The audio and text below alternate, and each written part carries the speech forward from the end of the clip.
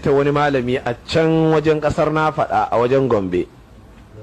da suka gayyace shi sai da ya je yana zuwa zai fara wa'azi sai suka ce to ga wani ya zo zai fara wa'azi a madadin shak wani sai suka faɗo wani ɗan ɗariƙa wai shi ya je wakilci wannan malamin ne sai ce a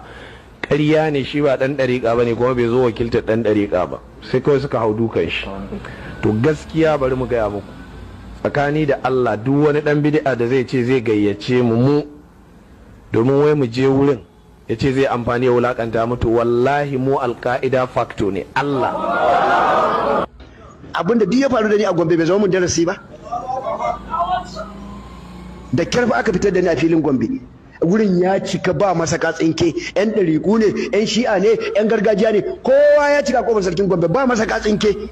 Na hau kan platform ina hawa sai Isa Ali tsohon minista sai ya miƙe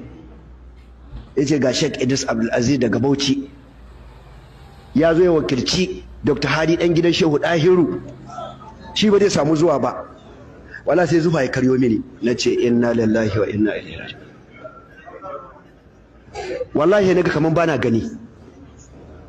ga mutane a gabana sai na gani kaman kwari-kwari ne, kuma kai ka zo har nan Isa Ali ka gayyace